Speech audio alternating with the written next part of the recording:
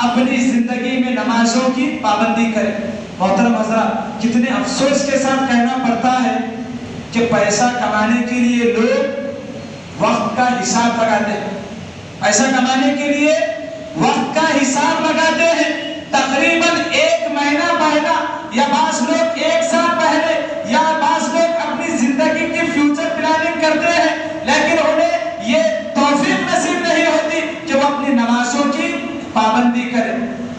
اسی طریقے سے عذاب قبر کا جو چوتھا سبب ہے وہ ہے تکبر۔ عذاب قبر کا چوتھا سبب تکبر ہے کہ جس کے دل میں تکبر ہوگا، جو شخص تکبر کرے گا، ایسا شخص عذاب قبر میں مسلط کر دیا جائے گا۔ اللہ کے رسول صلی اللہ علیہ وسلم کی حدیث ہے، لا ينظر اللہ الی من جر ثوبہ خیلا، کہ اللہ رب العالمین اس شخص کی طرف نظر رحمت سے نہیں دیکھتا جو تکبر کی وجہ سے اپنے کپڑے کو اپنے ٹخنے سے نیچے لٹکاتا پھرا۔ اسی طریقے سے اللہ کے رسول صلی اللہ علیہ وسلم کی ایک اور حدیث ہے جس میں اللہ رب العالمین فرماتا ہے کہ تکبر میری چادر ہے، جو شخص مجھ سے میری چادر کو کھینچنے کی کوشش کرے گا میں اسے ذلیل و خوار کروں گا۔ ایک اور حدیث ہے جس میں اللہ کے رسول صلی اللہ علیہ وسلم فرماتے ہیں کہ وہ شخص جنت تو کیا جنت کی خوشبو بھی نہیں پا سکتا جس کے دل میں رائی کے دانے کے برابر بھی تکبر ہو۔ آج تکبر جیسا مرض کے ہمارے معاشرے میں ہماری صفوں میں سرایت کیے ہوئے ہیں۔ جیسے ہی کچھ معمولی تکرار ہوتی ہے تو سیدھے اپنی پڑھائی پر اتر آتا ہے، اپنے پیسوں پر اتراتا ہے، اپنے کمان پر اتراتا ہے۔ محترم حضرات، اللہ کے رسول صلی اللہ علیہ وسلم نے فرمایا کہ ایک شخص تکبر کرتا ہو، اللہ کے رسول صلی اللہ علیہ وسلم نے فرمایا ایک شخص عمدہ پوشاک پہنے متکبرانہ چال چلتے ہوئے اکڑتے ہوئے راستے سے گزر رہا تھا، چنانچہ اللہ رب العالمین کو اس کی یہ ادا اتنی ناپسند آئی، اللہ رب العالمین نے اسے فوراً زمین میں دھسا دیا۔ اور اللہ کے رسول صلی اللہ علیہ وسلم نے فرمایا کہ یہ شخص قیامت تک ایسے ہی زمین میں دھستا چلا جائے گا۔ لہذا جو تکبر کرتے ہیں، جو اپنی بڑائی بیان کرتے ہیں، ایسے لوگ عذاب قبر میں مسلط کیے جائیں گے۔ اسی طریقے سے عذاب قبر کا جو 5واں سبب ہے وہ ہے قرض۔ حضرت ابو قتادہ رضی اللہ عنہ کی روایت ہے، ایک شخص فوت ہو گیا اور اس کی نماز جنازہ پڑھانے کے لیے اللہ کے رسول صلی اللہ علیہ وسلم سے کہا گیا۔ اللہ کے رسول صلی اللہ علیہ وسلم نے فرمایا کیا اس کے ذمے کوئی قرض ہے؟ ابو قتادہ نے کہا اللہ کے رسول ہاں، اس کے ذمے 2 دینار قرض ہے۔ اللہ کے رسول صلی اللہ علیہ وسلم فوراً پیچھے ہٹے اور نماز جنازہ پڑھانے سے انکار کر دیا۔ حضرت ابو قتادہ نے کہا اللہ کے رسول اس کا جو قرض ہے میں وہ اپنے ذمے لیتا ہوں، اسے میں ادا کروں گا۔ اللہ کے رسول صلی اللہ علیہ وسلم نے فرمایا جب تم نے ذمہ لیا ہے تو یہ قرض تمہارے حصے میں رہے گا۔ چنانچہ ابو قتادہ کہتے ہیں کہ جب کبھی راستے میں ابو قتادہ رضی اللہ عنہ کہتے ہیں کہ جب کبھی راستے میں میری اللہ کے رسول صلی اللہ علیہ وسلم سے ملاقات ہوتی تو اللہ کے رسول صلی اللہ علیہ وسلم پوچھتے ابو قتادہ ان 2 دینار کا کیا ہوا؟ ابو قتادہ کہتے ہیں پھر ایک مرتبہ میں اللہ کے رسول صلی اللہ علیہ وسلم سے ملاقات کیا تو اللہ کے رسول صلی اللہ علیہ وسلم نے فرمایا اے ابو قتادہ ان دینار کا کیا ہوا جن کا ذمہ تم نے لیا تھا؟ حضرت ابو قتادہ کہتے ہیں اللہ کے رسول میں نے وہ جو قرضہ تھا چکا دیا۔ تب اللہ کے رسول صلی اللہ علیہ وسلم نے فرمایا الآن حین برد علیہ جلدہ، اب جا کر اس قرض لیے ہوئے شخص کی خبر ٹھنڈی ہو گئی۔ اللہ کے رسول نے کیا کہا؟ اب جا کر اس کی جان کو ٹھنڈک پہنچی۔ محترم حضرات تصور کریں کہ جو شخص اپنے پیچھے قرض چھوڑتا ہے ایسا شخص عذاب قبر میں مبتلا کر دیا جاتا ہے۔ اللہ کے رسول صلی اللہ علیہ وسلم کی ایک اور روایت ہے جس میں اللہ کے رسول صلی اللہ علیہ وسلم نے فرمایا ان اخاک محبوس بدینہ فاذهب فاقض عنه۔ اللہ کے رسول صلی اللہ علیہ وسلم نے سے کہا کہ تمہارا ساتھی قرض کی وجہ سے جنت سے روک دیا گیا ہے، لہذا تم جاؤ اور جا کر اس کا قرض ادا کر دو۔ تو معلوم ہوا جو شخص مقروض ہوگا ایک تو جنت سے روکا جائے گا، دوسرا اس سے پہلے عذاب قبر کی جو زندگی ہے اپنے قبر میں اسے عذاب دیا جائے گا۔ محترم حضرات، اسی طریقے سے عذاب قبر کا جو چھٹا سبب ہے وہ ہے نوحہ ماتم کرنا۔ نوحہ ماتم کرنا، اللہ کے رسول صلی اللہ علیہ وسلم کی حدیث سے فرماتے ہیں المیت یعذب فی قبرہ بما نیح علیہ۔ اللہ کے رسول صلی اللہ علیہ وسلم نے فرمایا میت پر، مردے پر جو نوحہ کیا جاتا ہے اس کی وجہ سے قبر میں اس شخص کو عذاب دیا جاتا ہے۔ اب یہاں پر علماء نے تین باتیں کہی کہ تین لوگوں کو عذاب قبر میں نوحہ کے سلسلے میں علماء نے تین باتیں کہی۔ سب سے پہلی بات یہ کہ جو شخص نوحہ کی وصیت کرے کہ میری موت کے بعد میری موت پر نوحہ کیا جائے۔ دوسرا وہ شخص ہے جو دوسرے کی میت پر جا کر نوحہ کرے۔ تیسرا وہ شخص ہے جسے معلوم ہے کہ میں ایسے گھر میں ہوں اگر میری موت ہو جائے، میں ایسے گھر میں ہوں اگر میری موت ہو جائے تو یہ لوگ نوحہ کریں گے، لیکن اس جاننے کے باوجود اگر اس نے نوحہ سے منع نہیں کیا، اپنے گھر والوں کو نوحہ سے نہیں روکا تو ایسے تمام لوگ عذاب قبر میں مسلط کیے جائیں گے۔ اب ایک شخص ہے جس نے اپنے گھر والوں کو نوحہ سے منع کیا، خود بھی نوحہ سے بچا رہا، اب اس کی موت کے بعد اگر اس کے گھر والے اس پر نوحہ کرتے ہیں تو ایسے شخص کو عذاب نہیں دیا جائے گا۔ تین لوگوں کو دیا جائے گا۔ پہلا شخص نوحہ کی وصیت کرے، دوسرا شخص دوسرے کی میت پر نوحہ کرے، تیسرا شخص معلوم ہونے کے باوجود اپنے گھر والوں کو نوحہ سے نہ روکے۔ اسی طریقے سے عذاب قبر کا جو ساتواں سبب ہے وہ ہے مال غنیمت میں خیانت۔ مال غنیمت میں خیانت، اللہ کے رسول صلی اللہ علیہ وسلم نے منافق کی ایک علامت خیانت بھی بتلائی۔ غزوہ خیبر کا وقت تھا، حضرت عمر رضی اللہ عنہ کہتے ہیں کہ ہم صحابہ کرام رضوان اللہ علیہم اجمعین آپس میں بات چیت کر رہے تھے کہ فلاں شہید ہے، فلاں شہید ہے۔ اتنے میں ہم نے ایک شخص کا نام لیا تو اللہ کے رسول صلی اللہ علیہ وسلم نے فوراً کہا کلا انی رأیتہ فی النار فی بردۃ غلّاھا، اللہ کی قسم میں نے اس شخص کو جہنم میں دیکھا ہے جو ایک چادر کی خیانت کی وجہ سے جہنم میں جھونک دیا گیا۔ محترم حضرات، آج جو ہم کاروبار کرتے ہیں یا جو بھی کام کرتے ہیں یا لوگوں کی جو بھی امانتیں اپنے پاس ہیں، جائزہ لیں کہ ہم ان امانتوں میں کس قدر دیانتداری سے کام لیتے ہیں، جائزہ لیں کہ ہم ان امانتوں کا کتنا پاس رکھتے ہیں، اس کی کتنی فکر کرتے ہیں۔ حال تو یہ ہے کہ بہت کم امانتیں ایسی ہیں جو اس کے مالک کے پاس لوٹائی جاتی ہیں، ورنہ اکثر لوگ امانتوں میں خیانتیں کرتے ہیں۔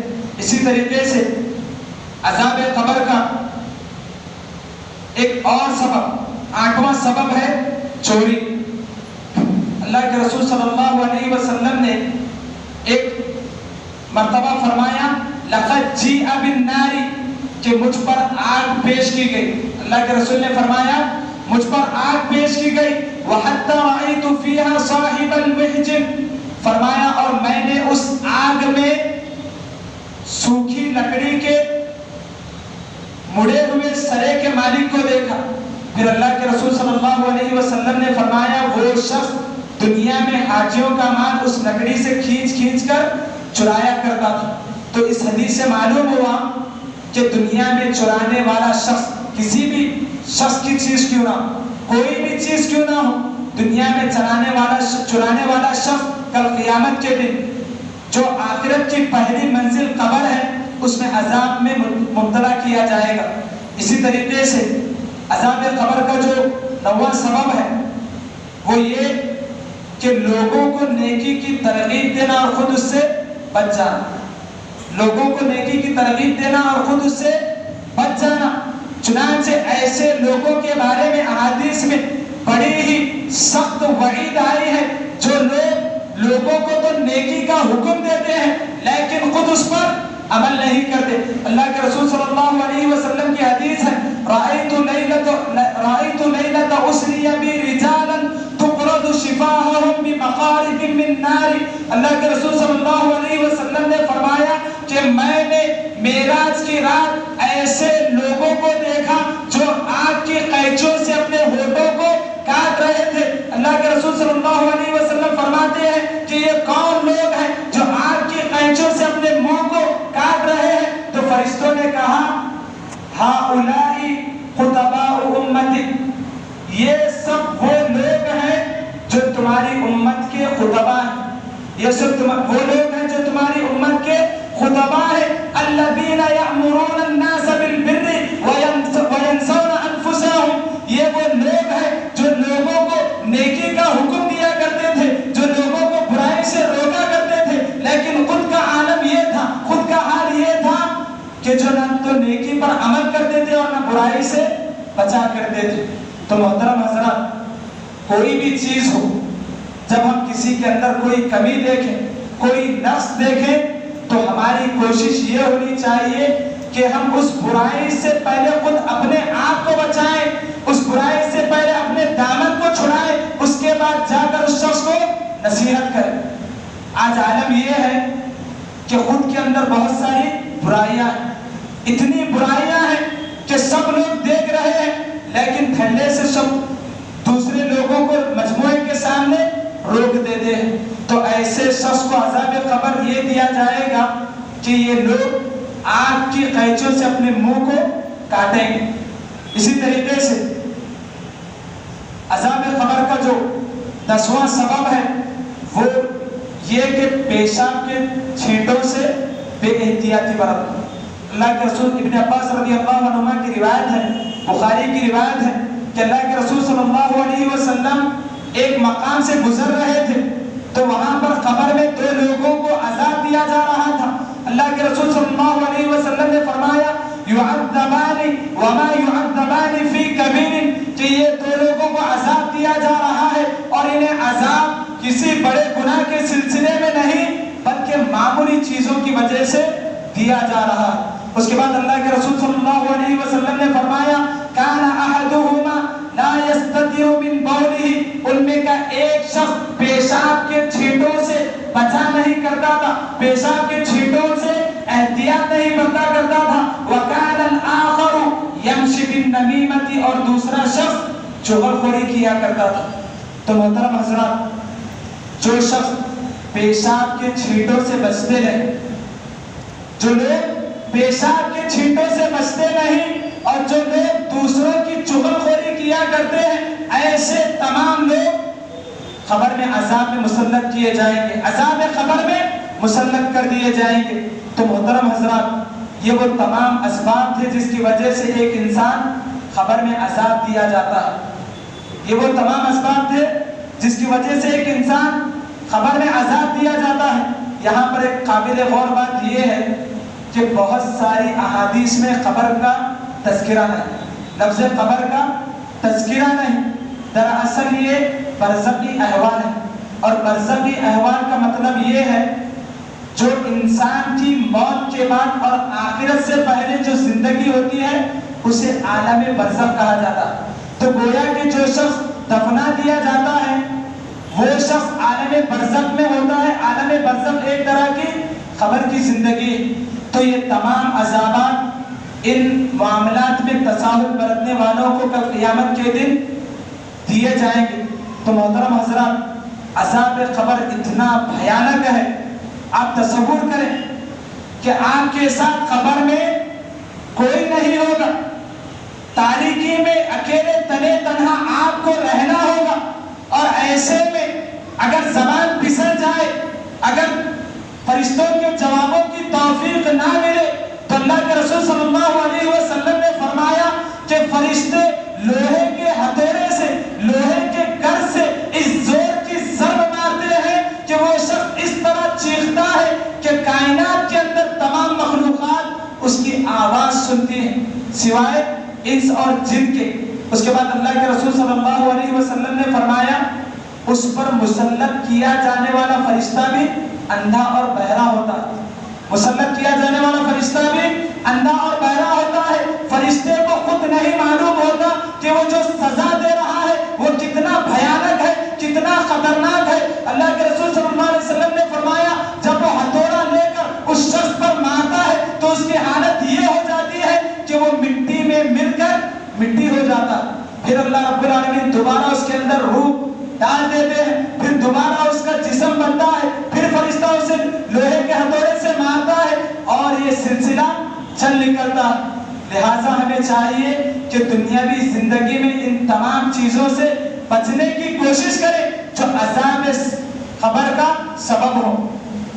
ایک اور اہم بات, اکثر لوگ سمجھتے ہیں کہ زندگی بھر برائی کر لینے کے بعد آخری عمر میں عذاب قبر سے بچنے کی کوشش کریں. محترم حضرات, اللہ رب العالمین انہی لوگوں کو عذاب قبر سے بچائے گا جن کا ایمان مضبوط ہوگا, جن کا ایمان مضبوط ہوگا, جن کی توحید پختہ ہوگی. یثبت اللہ الذین آمنوا بالقول الثابت فی الحیاۃ الدنیا وفی الآخرہ, کہ اللہ رب العالمین اہل ایمان کو پکی بات کے ساتھ قبر میں اور آخرت میں ثابت قدم رکھتا ہے. یثبت اللہ الذین آمنوا بالقول الثابت فی الحیاۃ الدنیا وفی الآخرہ, یعنی دنیاوی زندگی سے مراد اہل ایمان کو اللہ رب العالمین قبر میں ثابت قدم رکھتا ہے. لہذا ہم تمام لوگوں کو چاہیے کہ اپنے ایمان کو مضبوط کریں, اپنی توحید میں پختگی پیدا کریں اور قرآن و حدیث کے مطابق زندگی بسر کرنے کی کوشش کریں. آخر میں اللہ رب العالمین سے دعا ہے کہ اللہ رب العالمین ہم تمام لوگوں کو ان تمام اسباب کو اپنانے کی توفیق عطا فرمائے جس کی وجہ سے عذاب قبر میں تخفیف ہو, اور اللہ رب العالمین ان تمام اسباب و عوامل سے بچنے کی توفیق عطا فرمائے جو عذاب قبر کے ذریعہ ہیں.